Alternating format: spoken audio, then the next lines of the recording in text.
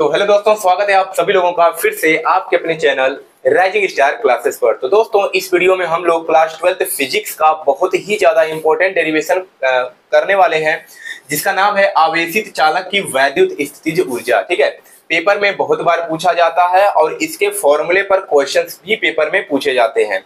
तो इस डेरिवेशन को कैसे प्रूव करना है ये मैं आज आपको बताने वाला हूं और बहुत ही सरल तरीके से मैं आपको सिखाऊंगा। अगर आप वीडियो को पूरा देखते हैं तो लास्ट में आप खुद कहेंगे कि सर अब हमें ये डेरिवेशन समझ में आ गया है। अब अगर कभी भी ये डेरिवेशन आता है, चाहे पेपर में आए, चाहे स्कूल के अर्धवार्षिक पेपर में आए या टेस्ट में आए, तो इसको मैं आराम से कर लूंगा। तो आवेशित चालक की वैद्युत स्थितिज ऊर्जा, सबसे पहले इसका मतलब समझते हैं कि इसमें हमें निकालना क्या है। तो यहाँ पर एक हमें आवेशित चालक लेना है। चालक का मतलब कोई ऐसा पदार्थ होना चाहिए जिसमें विद्युत धारा प्रवाहित की जा सकती है। ठीक है, और बोला भी है आवेशित चालक, यानी वो चालक क्या होना चाहिए, आवेशित होना चाहिए, यानी उस पर कुछ क्या होना चाहिए, चार्ज होना चाहिए। उसका हमें वैद्युत स्थितिज ऊर्जा निकालना है। ये क्या चीज होता है, तो इसी का डिफिनेशन देखिए यहाँ पर मैंने लिखा हुआ है। जो वैद्युत स्थितिज ऊर्जा होता है किसी आवेशित चालक का, वह क्या होता है कि उसे आवेशित करने में बाह्य स्रोत द्वारा किए गए कार्य के क्या होता है, तो बराबर होता है।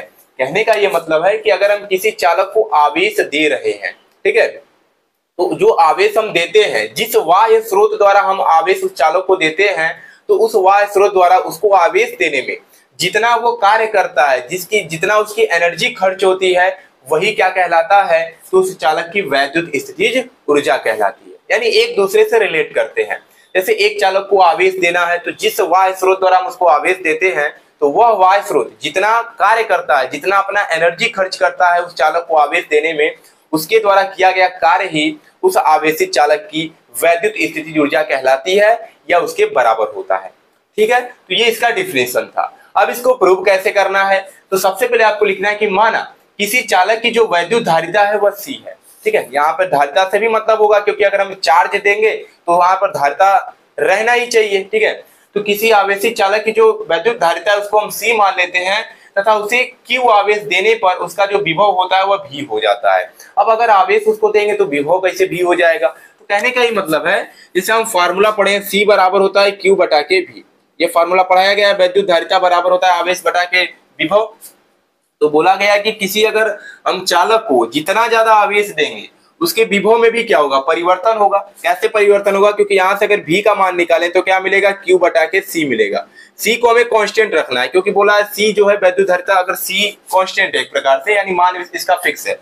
अगर हम उसको Q आवेश देते हैं, यानी Q का मान अगर बदलता रहेगा तो V के भी मान में परिवर्तन होगा। अगर कभी यहाँ पे मान लेते हैं C का मान केवल 2 लिखा है, तो एक बार अगर हम 5 लेते हैं तो काटेंगे तो 2.5 आएगा। अगर बटा में 2 C का मान वैसे ही रहने देना, अगर यहाँ पे Q का मान 6 कूलम ले लेते हैं, तब कितना आ जाएगा, 3 आ जाएगा। तो ये किसके मान में परिवर्तन हो रहा है, V के मान में परिवर्तन हो रहा है। ठीक है, तो वही बोला गया है कि अगर हम Q आवेश देते हैं तो माने तो उसका जो वैद्युत विभव होता है वह कितना हो जाता है, तो V हो जाता है। ठीक है, तो यही फार्मूला आपको क्या करना है, यहाँ पर लगाना है। जो C बराबर Q बाई V है, इसी फॉर्मूले से इस डेरिवेशन को हमें प्रूव करना है। तो यहाँ पर लिखेंगे चूंकि कि C बराबर हमें पता है क्या होता है, Q बटा के V होता है। इसको मान लेते हैं हम समीकरण नंबर 1। ठीक है, C बराबर क्या हो जाएगा, Q बाई V हो जाएगा। अब देखिए, कोई भी अगर डेरिवेशन में सॉल्व करना होता है, तो अगर उसमें जो भौतिक राशि आती है उसको हम डायरेक्ट नहीं लिखते हैं। कहने का मतलब, जैसे फ्लक्स में भी हमने पढ़ा था, तो पहले हम क्या करते थे कि किसी चालक से जो गुजरने वाला फ्लक्स था, पहले हम सूक्ष्म फ्लक्स को गुजार रहे थे, उसके द्वारा कितना तीव्रता हो रहा था वो निकाल रहे थे। फिर उसके बाद पूरा फ्लक्स से गुजरने वाला, मतलब पूरे पृष्ठ से गुजरने वाला वैद्युत फ्लक्स निकालते थे। तो सिर्फ यहाँ पर भी वही काम करना है। सबसे पहले हमें क्या करना है कि उस चालक में सूक्ष्म आवेश को प्रवाहित करना है और देखेंगे कि उसके विभव में कितना परिवर्तन आता है। फिर जितना आएगा, फिर उसके बाद क्या करेंगे, हम पूरा आवेश प्रभावित करेंगे और देखेंगे उसके विभव में कितना परिवर्तन आता है, यानी कि कितना कार्य करना पड़ता है, क्योंकि वही वैद्युत स्थितिज ऊर्जा के बराबर होती है। तो यहाँ पर Q आवेश देने पर विभव भी हो जाता है। तो सबसे पहले हम क्या लिखेंगे कि किसी चालक को, ठीक है, या लिखेंगे चालक को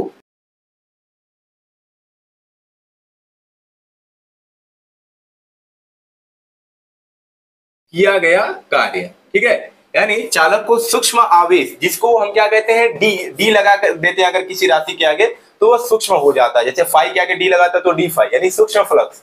वैसे क्यू के आगे डी लग जाएगा तो क्या हो जाएगा डी क्यू, यानी कि क्या हो जाएगा सूक्ष्म आवेश। तो चालक को सूक्ष्म आवेश डी क्यू देने में वाह्य स्रोत द्वारा किया गया कार्य।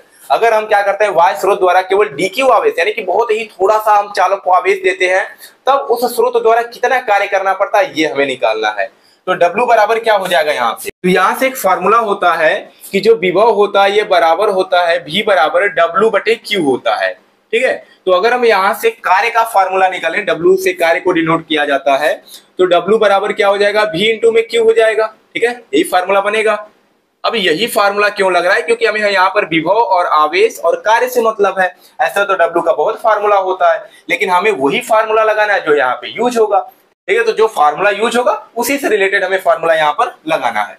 तो W बराबर होता है V इंटू में Q, लेकिन हमें DQ आवेश गुजारना है, यानी कार्य भी कितना होगा, सूक्ष्म होगा। जब कम आवेश भेजना है तो कार्य भी तो कम होगा, यानी कार्य के साथ भी D लग जाएगा, यानी DW बराबर हो जाएगा V इंटू में क्या हो जाएगा DQ होगा।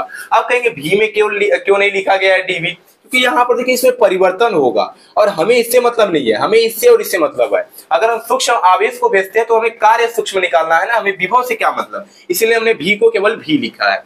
तो यहां से लिखेंगे DW बराबर हो जाएगा V इंटू में DQ। इसको मान लेते हैं समीकरण नंबर 2।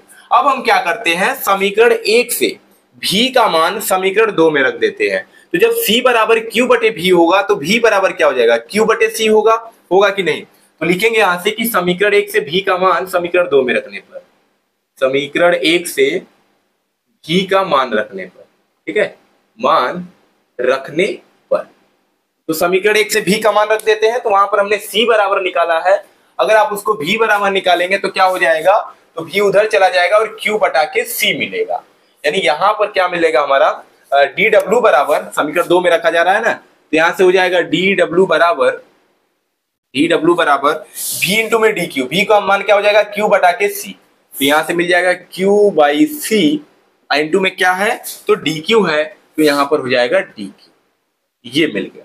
इसको बना लेते हैं समीकरण नंबर 3। तो ये कितना कार्य निकल गया, तो सूक्ष्म आवेश DQ को जब हम उसमें प्रवाहित करते हैं या उसे आवेशित करते हैं तो वहां पर जो वाह्य स्रोत द्वारा कार्य करना पड़ता है, तो ये इतना कार्य करना पड़ता है। अब हम क्या करेंगे कि पूरे आवेश को जब हम गुजारते हैं या देते हैं चालक को, तब कितना वाह्य स्रोत द्वारा कार्य करना पड़ता है ये निकाल लेते हैं। तो लिखेंगे यहां पर कि Q आवेश देने पर, ठीक है, चालक को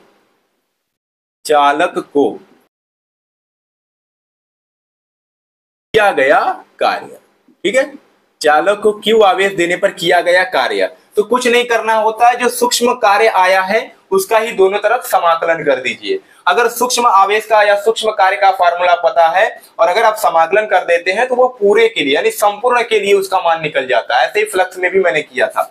तो यहाँ पर क्या हो जाएगा, इधर DW का समाकलन हो जाएगा। देखिए थोड़ा सा जिनका बायोलॉजी सब्जेक्ट है उसको थोड़ा सा दिक्कत होगा, ध्यान से देखिएगा यहाँ पर। और इधर क्या हो जाएगा Q बाई C इंटू में DQ का समाकलन हो जाएगा। अब समाकलन में ये यहाँ पर रेंज होना चाहिए इसका, यानी कहां से कहां तक निकालना है। तो पहले हम मतलब DQ आवेश दिए थे, लगभग 0 के ही बराबर होगा। अब सूक्ष्म दोगे मतलब कि नामात्र के बराबर, और लास्ट में अधिकतम हमने कितना आवेश दिया था तो Q के बराबर दिया था। तो 0 से लेकर Q तक इनका क्या करना है, रेंज आपको लिख देना है। किसी के साथ अगर D लिखा रहता है तो वो अगर समाकलन से बाहर आता है तो D हट जाता है, यानी ये बाहर आ जाएगा तो क्या मिल जाएगा, केवल W मिल जाएगा बराबर। अगर कोई चीज इसमें कांस्टेंट होता है तो वो डायरेक्ट बाहर आ जाता है। जैसे वैद्युत धारिता C को हमने क्या माना है, यहाँ पर कांस्टेंट माना है, यानी कि नियत है, इसका मान फिक्स है, नहीं बदलना हमें, ठीक है। तो 1/C क्या हो जाएगा, बाहर आ जाएगा, अंदर क्या बचेगा 0 से Q, यहां से मिल जाएगा Q इंटू में DQ, ठीक है, यही मिलेगा। अब यहां से एक समाकलन का फॉर्मूला होता है कि यक्स इंटू अगर dx हो या कुछ भी अगर यहां पर लिखा हो और वही D के साथ लिखा हो तो इसके पावर में 1 जोड़ देते हैं और बटे पावर में 1 जोड़ देते हैं। यानी एक बार इसके पावर में 1 जोड़ोगे और नीचे क्या लिखोगे, जितना इसका पावर रहेगा प्लस उसमें भी 1 जोड़ दोगे, ठीक है। देखो कैसे करना है, तो W बराबर हो जाएगा 1/2, ठीक है, और यहाँ पे क्या हो जाएगा, Q है, Q के पावर में 1 है, अब 1 में क्या करेंगे 1 जोड़ देंगे, अब बटे पावर कितना था 1 था, इसमें भी क्या कर देंगे 1 ऐड कर देंगे, ठीक है। रेंज कहां से कहां तक है, तो 0 से लेके Q तक बड़ा ब्रैकेट आपको लगा देना है। Q के पावर में 1 था तो 1 में 1 जोड़ दिया, बटे इसको Q को हटा करके 1 + 1 वही लिख देना है। अगर Q की पावर में 2 होता तो 2 में 1 जोड़ते बटे 2 + 1 करते। पावर जितना रहेगा पावर में 1 जोड़ोगे अब बटे फिर पावर जितना प्लस रहेगा उसी को यहाँ पर नीचे लिख दोगे। ठीक है, तो सबसे पहले इतने का स्क्रीनशॉट लीजिए तब हम आगे बढ़ते हैं। तो यहां पर क्या हो जाएगा 1/2 Q के पावर 1 + 1 बाई 1 + 1 और रेंज कहां से कहां तक है, तो इसका जो रेंज है वह है 0 से लेकर के Q तक। ठीक है, तो यहां पर अगर इसको आगे हम हल करें तो क्या मिलेगा, ध्यान दीजिएगा, बहुत ही ज्यादा इंपॉर्टेंट डेरिवेशन है। और अगर आपको किसी स्टेप पर समझ में नहीं आ रहा है तो कमेंट बॉक्स में बता दीजिएगा। देखिए मैं बहुत सरल तरीके से मैं आपको समझा रहा हूं यहाँ पर। ठीक है, तो लेकिन फिर भी अगर आपको नहीं आ रहा है किसी स्टेप पे तो जरूर बताइएगा, अगले वीडियो में मैं उस कंसेप्ट को उस टॉपिक को क्लियर कर दूंगा।